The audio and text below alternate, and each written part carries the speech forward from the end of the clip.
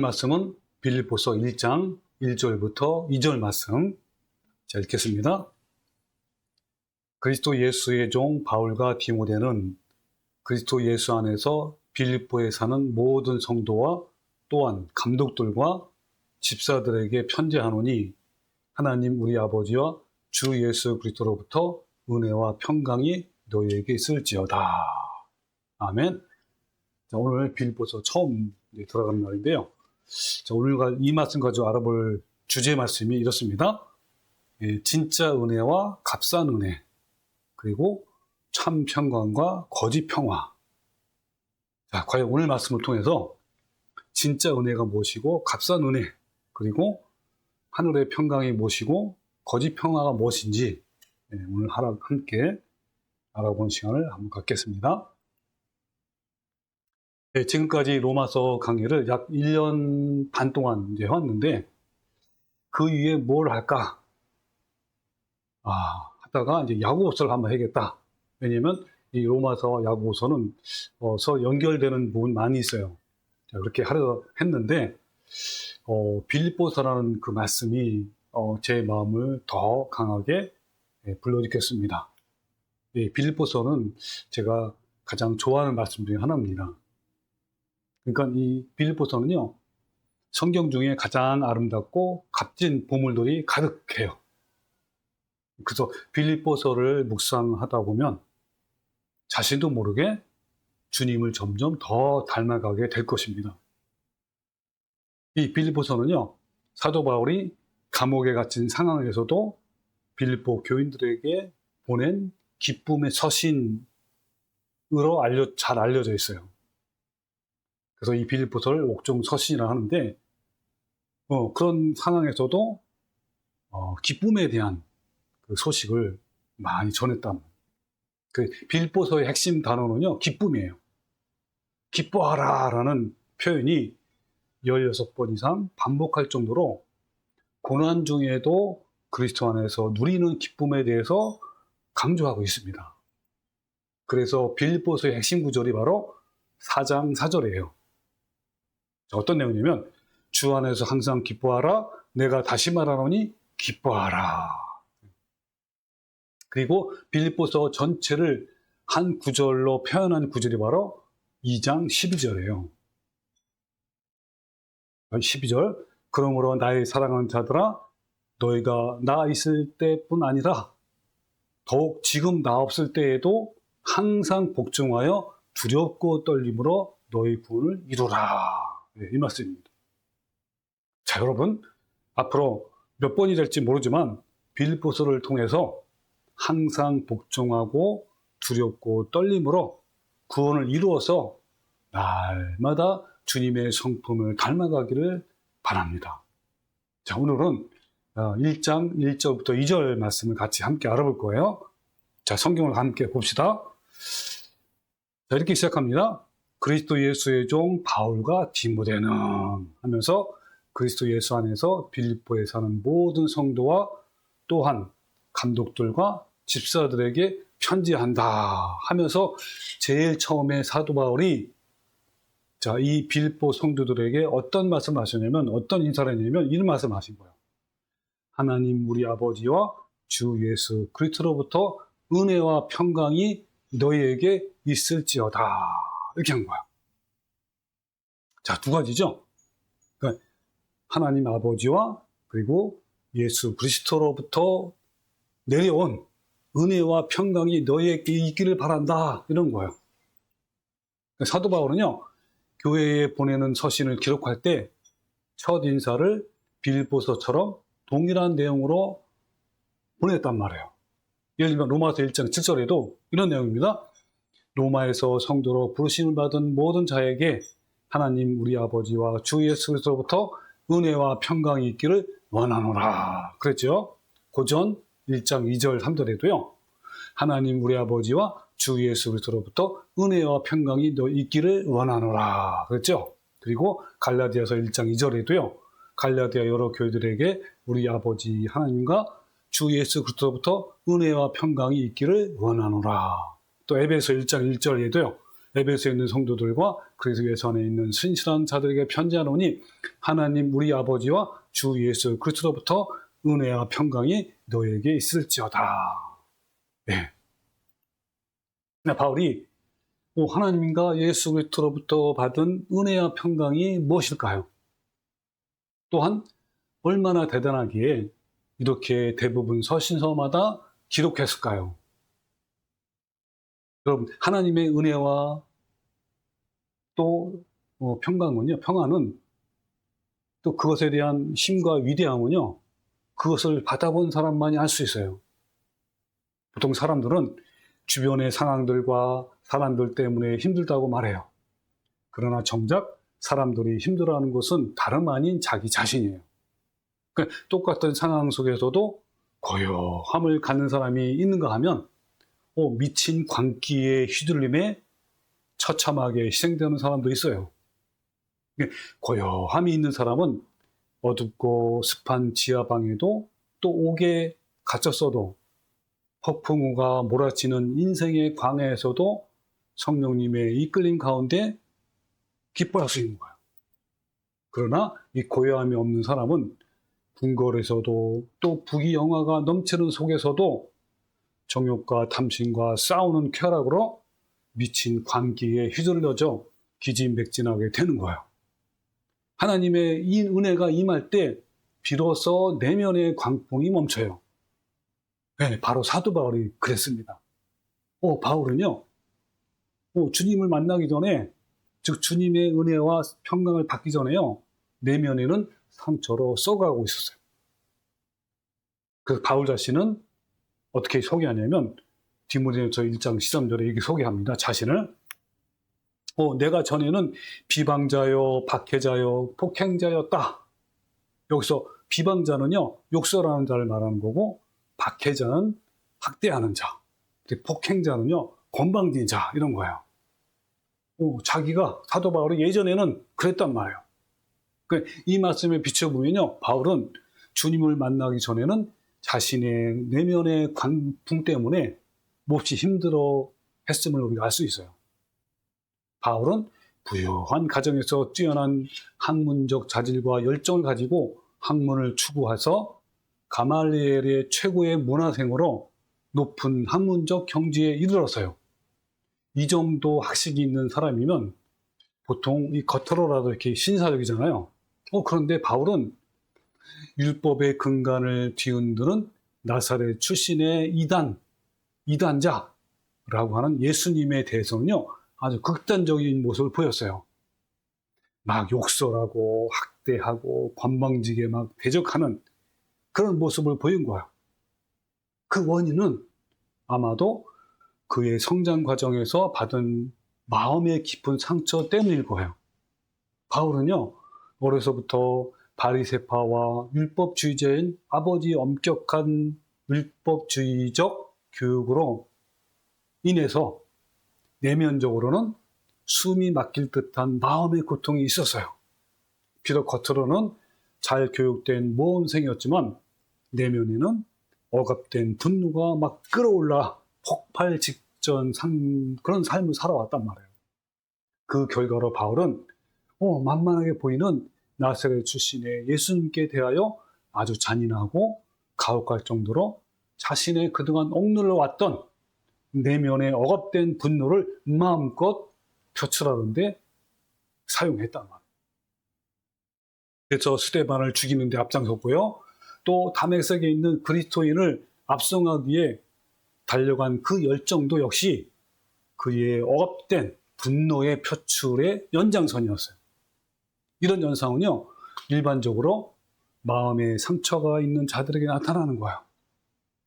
바울도요, 38년 동안 내면에 휘몰아친 억압된 분노의 폭풍우를 겪어온 그 바울의 고달픈 격동의 삶은 바로 다메섹 도상의 강한 빛 가운데 부활하신 예수님을 만남으로 인해서 종지부를 찍었어요. 그리고 그 뒤로부터는 그의 마음에 고요함이 임했단 말이에요. 바울은 빛 가운데 임하신 예수님으로부터 너는 왜 이렇게 건방지냐? 너는 왜 죽으려고 작정했느냐? 너는 감히 나를 박해했느냐? 라고 책망하신 것이 아니라 어떻게 했죠, 예수님이? 사울아, 사울아, 너는 어찌하여 나를 핍박하느냐? 가시돋친 채찍을 발길로 차면 너만 아플 뿐이다 라고 하시고, 그러니까 주님은 내면의 억압된 마음의 분노와 미움과 증오로 고통을 받고 있는 바울을 걱정해 주시면서 이렇게 말씀하신 거예요. 그러니까 그 예수님의 깊고 부드럽고 따뜻한 음성은 그 바울의 강박함, 그리고 건방짐, 교만함, 또 비열함, 잔인함, 사악함, 가혹함, 또 바울의 막 극단성이 있고 막 공격성이 있잖아요. 이런 것들을요, 이 얼어붙은 마음을 한순간에 녹아버렸단 말이에요. 이때 바울은 하나님의 은혜와 평강을 알게 됐어요. 바울은 이것에 대해서 다음과 같이 고백을 합니다. 함께 한번 성경을 봅시다. 디모데후서 1장 13절에 내가 전에는 비방자요, 박해자요, 폭행자였으나 그러나 우리 주의 은혜가 그리스도 예수 안에 있는 믿음과 사랑과 함께 넘치도록 풍성했다 그래서요. 그러니까 예전에는 비방자요, 박해자요, 폭행자였지만 지금은 안 그렇다는 거죠. 주님의 은혜가 넘친단 말이에요. 그러면서 죄인 중에 내가 괴순이라 이렇게 하는 거예요. 그 이후에 바울은요, 세속적인 모든 것, 그러니까 그동안 바울이 얻은 명성이 있잖아요. 예를 들면 부유한 아버지로부터의 상속 재산, 그리고 힐렐 학파의 계승자라는 명예, 또 사내들의 공회로부터 인정을 받은 검증된 업적 등등 자랑할 것이 많았단 말이에요. 영광, 그라는 명예가 있었어요. 근데 그런 것들을요 모두 배설물처럼 여기고 포기하고 버렸어요. 그뿐만 아니라 매우 고통스럽고 힘들고 어렵고 고달픈 삶을 살았음에도 불구하고 반복적으로 뭐라 했죠? 그리스도 안에서 기뻐하라 라고 이렇게 권면하시고, 자, 그 말씀이 바로 비유 3장 8절이죠. 또한 모든 것을 해로 여김은, 모든 것이 뭐냐면 바울이 그동안 쌓은 업적, 자랑거리, 명예, 이런 것들이란 말이에요. 그런 것들을 해로 여김은 내 주 그리스도 예수를 아는 지식이 가장 고상하기 때문이다. 내가 그를 위하여 모든 것을 잃어버리고 배설물로 여김은 그리스도를 얻고 그 안에서 발견되려 함이니 이러세요. 그래서 사도 바울은 빌립보 4장 4절에 있는 것처럼 주 안에서 항상 기뻐하라, 내가 다시 말하노니 기뻐하라 라고 한 거예요. 왜요? 그 마음이 주님의 은혜와 사랑과 그 평화가 넘쳤기 때문에. 그러니까 기쁨이 넘친 거예요. 그래서 너네도 기뻐하라. 비록 사도 바울이 감옥 지하에서 갇혀서 고난 중에 있지만 그 가운데서 주님의 은혜와 사랑과 평강 때문에 기뻐할 수 있는 거야. 격동된 광기에 사로잡혀 있는 사울에게 하나님의 그 깊고 부드럽고 포근하고 따뜻하고 온화한 은혜가 임하자 광야 같은 삭막한 내면에 하늘의 평강이 처음으로 새롭게 자리를 잡게 되었어요. 그리고 날마다 자아가 죽음으로 말미암아 그 평강 고요함이 바울의 마음에 점점점 가득했단 말이에요. 그러니까 예수 그리스도의 은혜와 사랑과 평강으로 하나님과 바울 사이에 회복된 존재론적 기쁨이 가득 차고 흘러넘쳐서 빌립보 성도들, 그리고 로마 성도들, 그리고 고린도 성도들, 갈라디아 성도들, 에베소의 성도들까지 미치게 된 거예요. 그래서 바울은 각 교회에 편지를 쓸 때마다 감격과 감사의 심정으로 하나님의 그 은혜와 평강을 잊지 않고 뭐라는 거죠? 하나님 우리 아버지와 주 예수 그리스도로부터 은혜와 평강이 너에게 있을지어다 라고 기록한 거야. 여러분요, 이처럼 하나님의 은혜와 이 평강은요 받아본 사람만이 알아요. 또한 하나님의 은혜와 고유함을 받아본 사람만이 하나님 나라의 백성인 거예요. 여러분은 어떠신가요? 여러분 이처럼 하나님의 은혜와 평강을 받았습니까? 또한 바울은요, 하나님을 만나고 구속을 받은 이후에 옛자를 죽이고 하나님의 사람으로 변화되면서 하나님의 은혜와 평강이 얼마나 크고 높고 깊은가를 점점점 더 알게 된 거예요. 바울이 깨닫고 체험한 하나님의 은혜와 평강이 어떠한가를 여러분, 바울의 서신을 통해서 우리는 얼마든지 알 수 있습니다.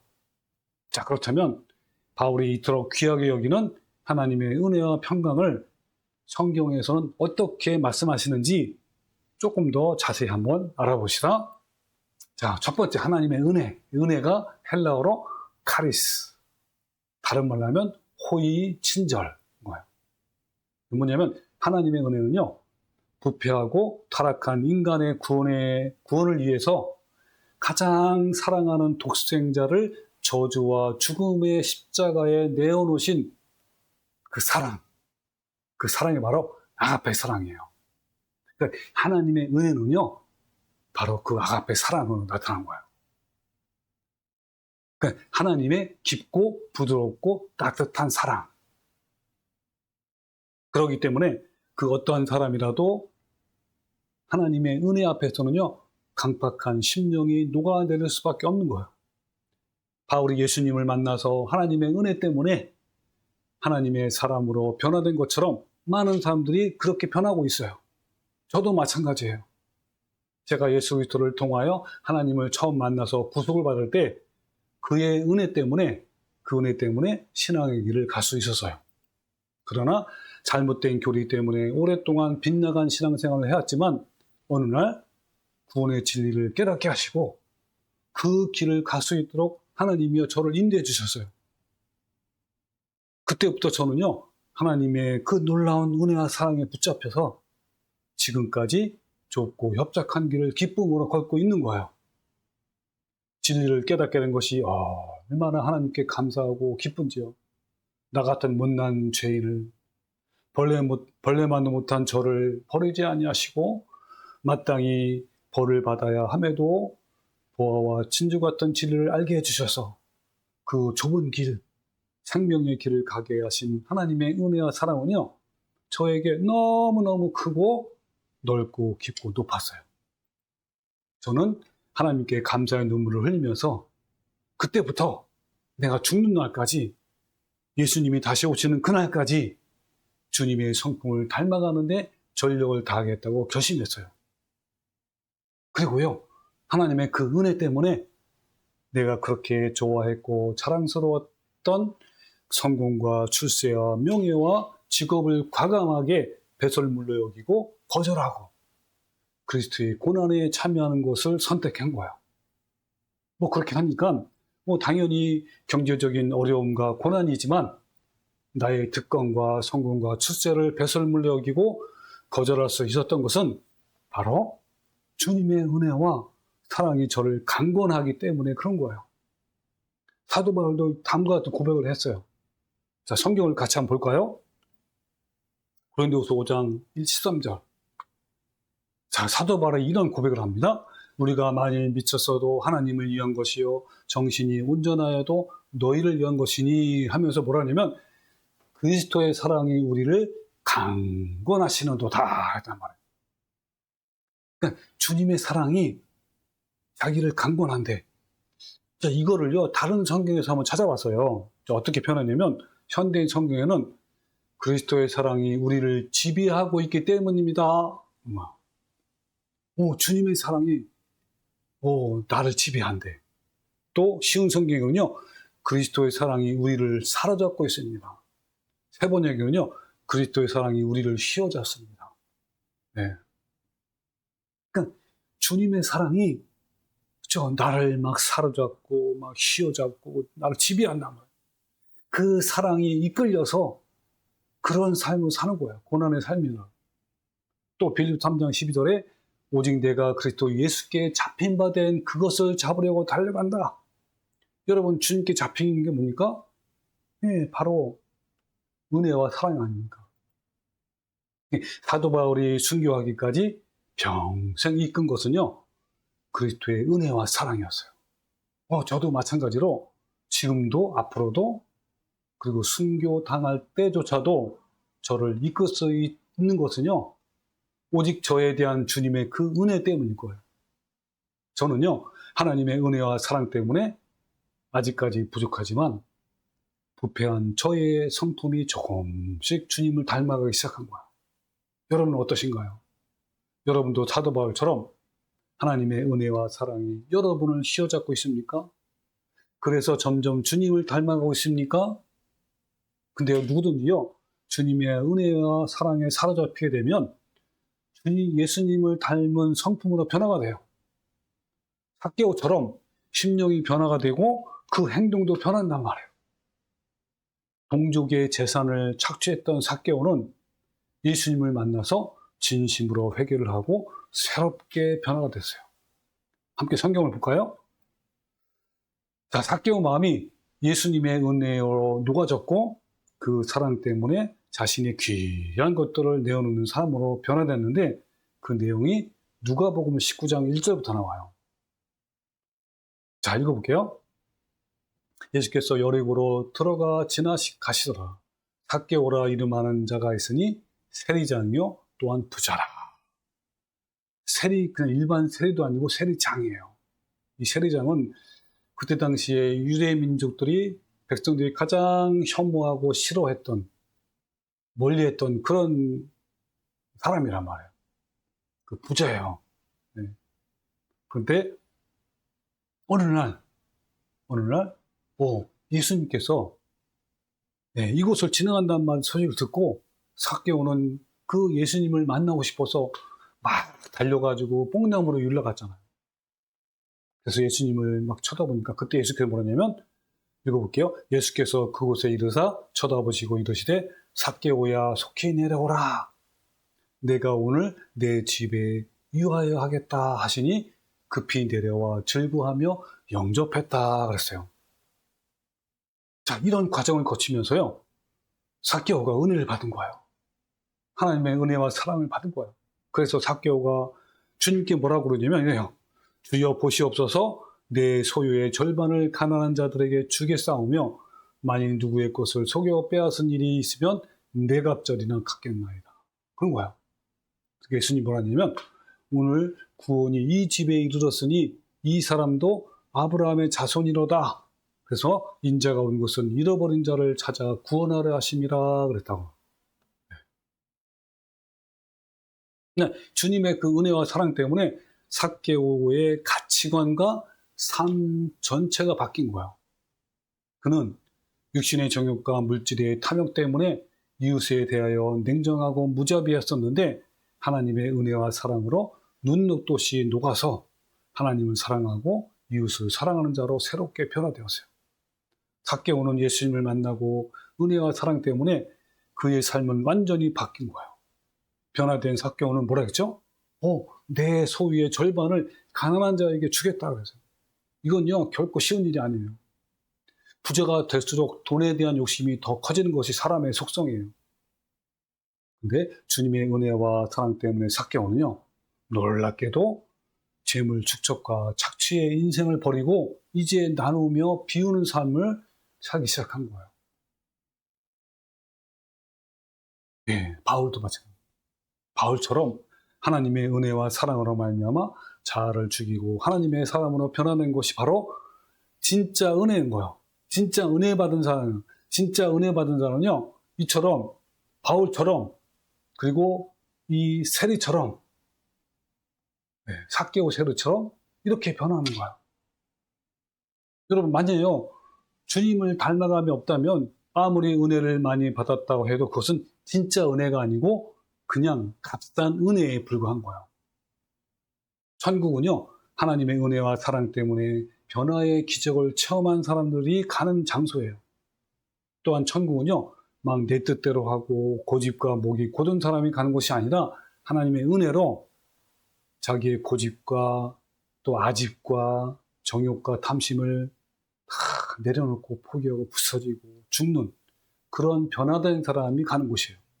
그런데 이처럼 값비싼 하나님의 은혜가 싸구려 은혜로, 값싼 은혜로 변질되었어요. 그러니까 너무나 달콤한 은혜로만 위장되었단 말이에요. 그래서 여러분, 예전에 독일 히틀러, 나치의 박해로 순교한 보언회퍼라는 목사가 있어요. 그 목사는요, 그 당시에 이미 오늘날 시대를 바라보면서 어떤 말을 했냐면 이런 말을 했어요. 뭐냐면 마지막 시대가 되면 교인들에게 두 가지가 크게 지배할 건데, 그게 뭐냐면 편의주의 신앙과 또 하나는, 두 번째는 값싼은혜라고 예언했어요. 그래서 그가 이제 책을 저술했는데 제목이 제자됨의 대가라는 그 책에서 제가 내용을 좀 발췌했습니다. 한번 읽어볼게요. 오늘날 기독교계에 가장 크게 오해받고 있는 그리스도의 선물이 있는데 그것은 다름이 아닌 은혜이다. 소위 값싼 은혜라고, 값싼 은혜가 영어로 cheap grace, 값싼 은혜라고 불려지는 가르침이 거의 모든 그리스도인들에게 무방비 상태로 받아들이게 돼요. 값으로 헤아릴 수 없는 그리스도의 희생과 죽음으로 인하여 마련된 값비싼 은혜가 마치 시장에서 파는 싸구려 물건처럼 헐값에 거래되고 있다 그랬고요. 죄 용서, 이 죄 용서가 뭐냐면 죄사함이죠.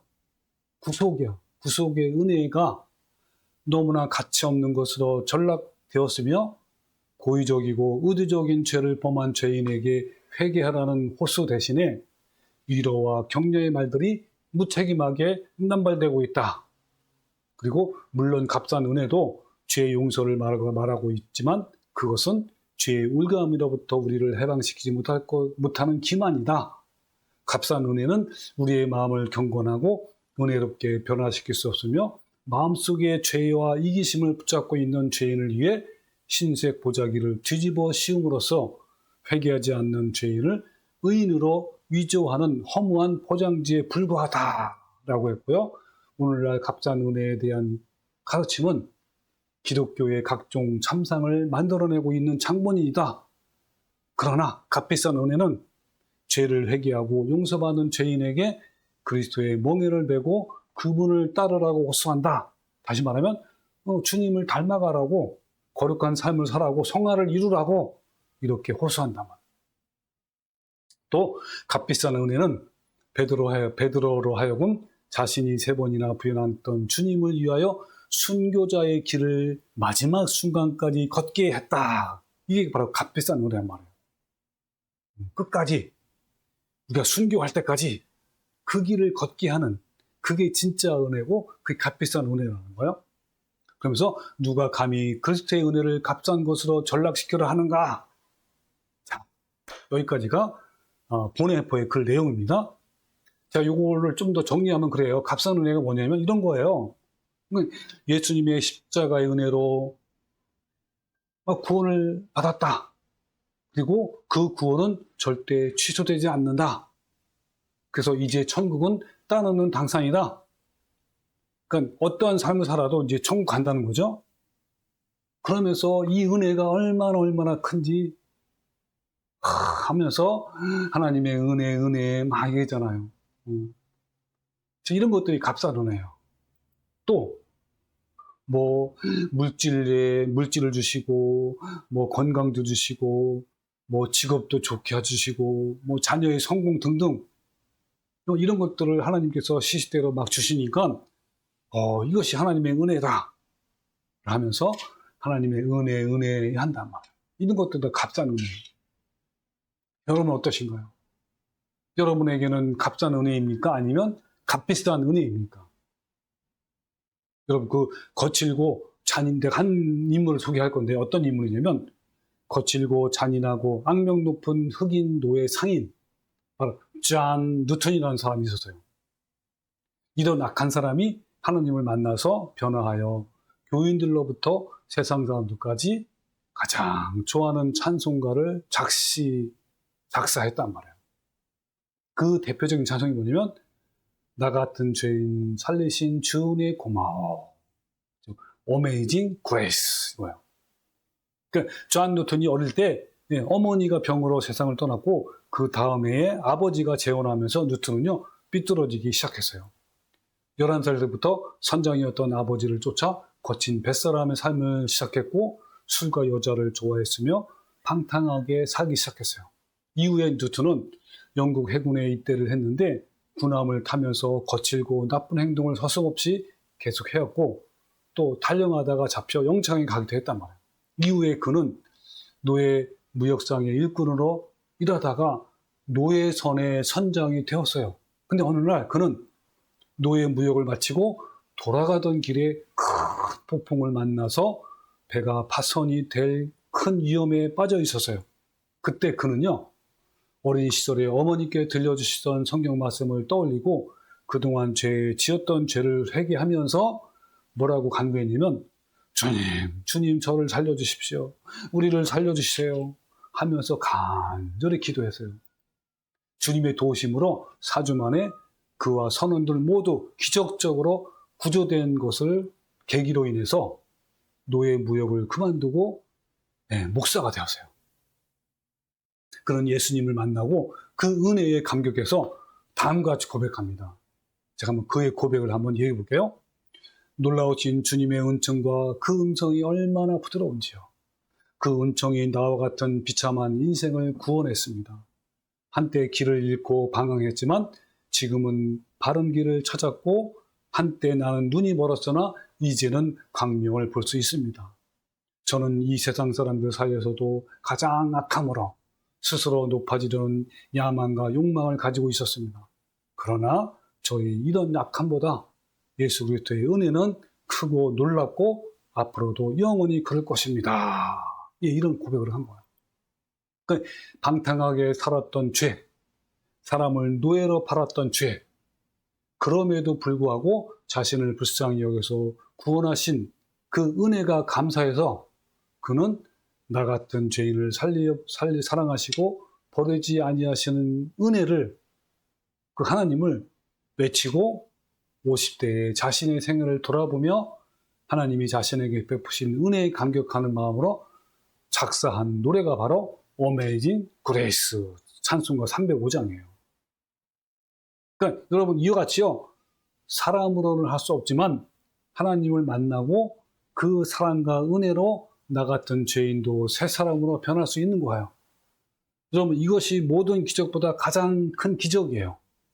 부패하고 타락한 인간의 성품을 가진 사람이 신의 성품을 가진 사람으로 점점점 변화가 되는 그 자체가 가장 위대한 기적이란 말이에요. 이 기적을 이룰 수 있는 것은요, 내 힘과 의지도 아니고 또 뭐 깊은 지식이나 신비한 은사 체험도 아니고 나를 위하여 독생자를 십자가의 저주와 죽음에 내어주신 하나님의 은혜와 사랑이란 말이에요. 하나님이 주신 그 은혜와 사랑 때문에 날마다 자아를 십자가에 못 박아 주님의 사람으로 변화할 수 있는 거예요.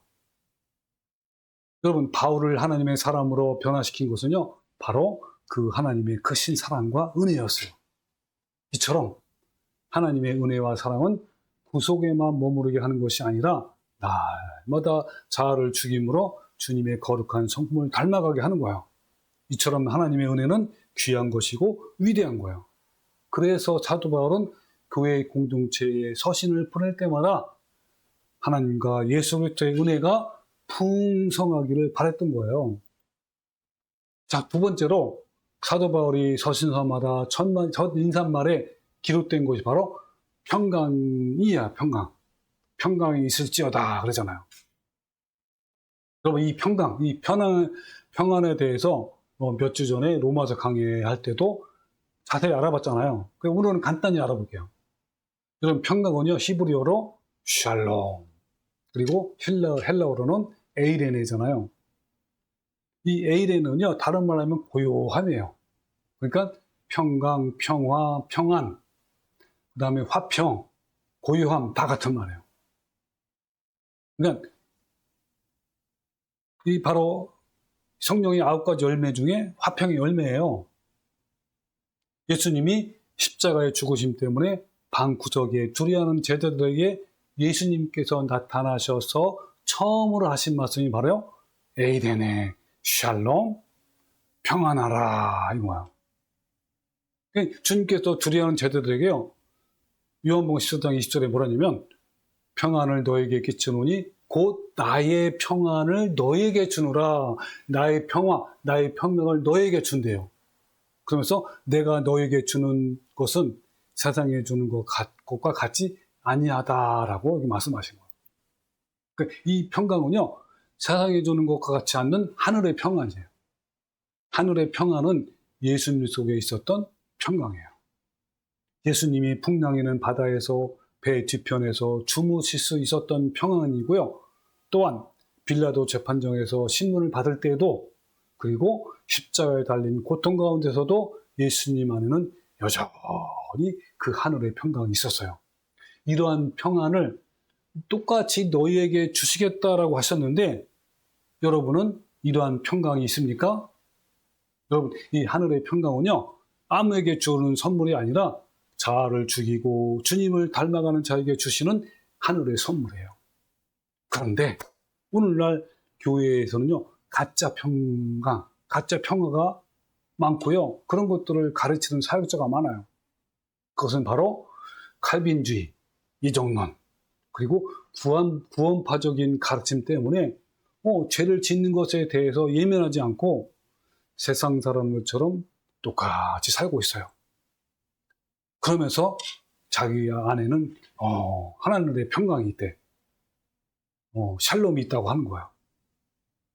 여러분, 우리가 죄 가운데 그리고 세상 가운데 있으면요, 그 평강은 그만 깨어질 거예요. 주님이 주시는 평강은요, 내가 주님 안에 거할 때, 다시 말하면 죄와 세상을 거슬러서 대항하며 싸워서 이길 때 주시는 하늘의 선물이에요. 근데 죄를 이기지 못하고 죄 가운데 살게 되면 죄책감 때문에 마음의 평강이 깨지고 참 평강을 누릴 수 없어요. 그러니까 하나님 나라는 마음에 있다고 하셨는데, 어떻게 죄 가운데 살게 되면 마음의 천국은커녕 죄책감과 두려움과 불안만 있는 거예요. 올바른 진리를 알고 그 진리를 따라서 죄를 이기는 삶을 살아갈 때 죄에서 해방되고 진정한 평화를 누릴 수 있는 거예요. 그런데 죄 가운데 사는 사람이 어떻게 죄에서 해방되어 참 자유와 그리고 평강이 있겠습니까? 그러니까 만일 죄 가운데 살면서 마음이 평화롭다면 그것은 가짜 평화예요. 또 두 번째, 여러분, 외부 환경이 좋으면요, 마음이 평강이 있을까요? 과연 그럴까요? 근데 현재 우리는 어떻죠? 역사적으로 가장 물질의 풍요로운 시대에 살고 있어요. 그런데 이렇게 풍요로움 속에서도 이 세상은 왜 평강이 없을까요?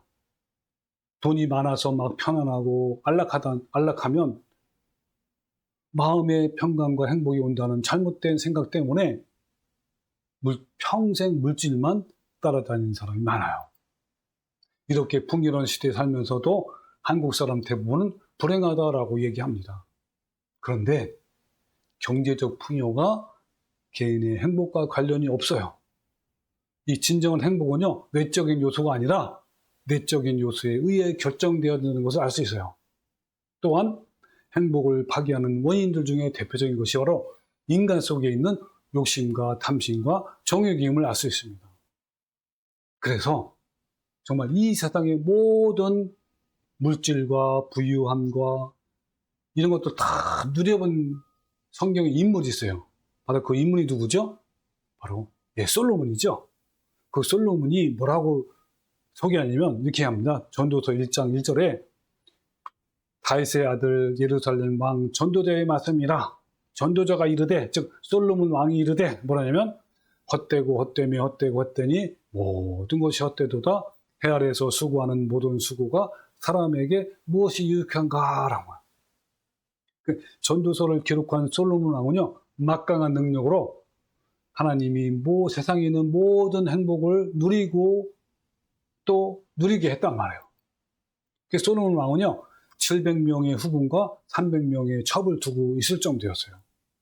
그리고 이 세상의 모든 행복을 할 수 있는 한 최대한으로 탐닉하고 즐겼으나 말년에 하나님이 없는 인생이 얼마나 허무하고 불행한 삶인지를 깨달았어요. 그러니까 솔로몬은 뭐냐면 할 수 있는 한 최선을 다해서 모든 부와 명예와 세상 쾌락과 그리고 세상의 모든 지식과 지혜와 예술 등등, 그러니까 이 세상에 있는 모든 것들을 행하고 성취하고 느끼고 추구하고 탐닉하셔서 잠깐 세속적인 쾌락의 늪에 빠졌어요. 그렇지만 결국 그의 말년에 비로소 하나님 없는 삶의 결과는 단지 악취가 나는 쓰레기와 같고 이 모든 것이 허무할 뿐임을 알고 뭐라고 한 거죠? 예, 헛되고 헛되며 헛되고 헛되니 모든 것이 헛되도다라고 진실하게 고백한 거예요. 그리고 전도서의 마지막 장 12장에 뭐라냐면 솔로몬은요, 해 아래에서 정신없이 뒤쫓아간 행복의 결과가 단지 허무함을 깨닫고 비로소 그는 천국의 참된 행복을 바라보고 그리워하고 소망하게 된 거예요. 여러분, 이 세상 사람들이 감히 꿈도 꿀 수 없었던 모든 특권과 부귀와 영화를 끊임없이 누려보았던 솔로몬의 고백이 뭐라 했죠? 예? 헛되고 헛되며 헛되니 모든 것이 헛되도다라고 말씀합니다.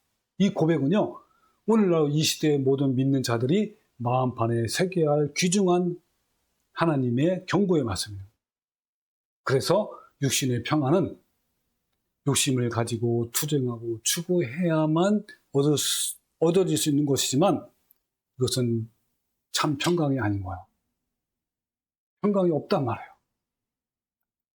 하늘의 평강은요, 세상의 물질과 명예를 많이 소유하면 주어지는 것이 아니라 오히려 반대로 내려놓아야 하고 내 자아가 죽어야만 얻어질 수 있는 거예요. 이 평강이라는 꽃은 정욕과 삼침이 사라진 그 자리에 새롭게 피어나는 거예요. 그럼 평강은요, 성령님께서 우리에게 주시는 가장 큰 선물 중에 하나예요. 이 평강은 세상 것과는 차원이 달라요. 이 평강이 없는 사람은요, 아무리 많이 가지고 있는 왕국에 살아도 거지에 불과할 뿐이에요. 이 평강이 있으면 모든 사면이 문이 닫히더라도 고요할 수 있고요. 또한 사망의 묻지만 골짜기를 다니더라도 평강할 수 있고 또 비방하고 모욕을 받아도요, 고요할 수 있는 거예요. 이 평강이 없으면 많은 것을 가지고 있어도 행복이 없어요. 이 평강은 작은 것을 죽일 수 있는 능력이고 가난 속에서도 단잠을 자게 하는 힘이에요. 그리고 이 평강은 우겨쌈을 당하고 답답한 일을 만나고 또 박해를 받고 거꾸러뜨림을 당해도 미소 지을 수 있게 하는 거야. 그리고 이 평강은 모든 유혹과 미혹과 탐심과 정욕을 이길 수 있는 힘이고 또 좁은 길을 걷는 사람들에게 가장 강력한 무기이고 용기예요. 이 평강은요, 보혜사 성령께서 나와 함께 하신다는 증표예요. 또 좁고 좁은 길을 걷는 자들에게 여러분, 이 평강만큼 필요한 것이 또 있을까요? 자, 여러분은 이 하늘의 평강을 가지고 있습니까? 자, 이제 말씀을 정리해 봅시다. 하나님 아버지와 예수 그리스도로부터 내려오는 은혜와 평강은요, 정말 놀라운 것이고 주님을 닮아가게 만드는 위대한 것이에요. 그래서 사도 바울은 이 놀라운 하늘의 은혜와 평강을 모든 성도들이 소유하기를 매우 간절히 소망했어요. 그래서 만나는 사람마다 또 편지를 쓸 때마다 하나님의 은혜와 평강을 가지라고 반복해서 강조한 거예요. 뭐라고 했죠? 하나님 우리 아버지와 주 예수 그리스도로부터 은혜와 평강이 너희에게 있을지어다. 이렇게 한 거예요. 자, 여러분 어떠신가요? 여러분, 우리 모두 이 놀라운 하나님의 은혜와 평강이 넘치는 성도가 되시기를 주님의 이름으로 축원합니다. 아멘.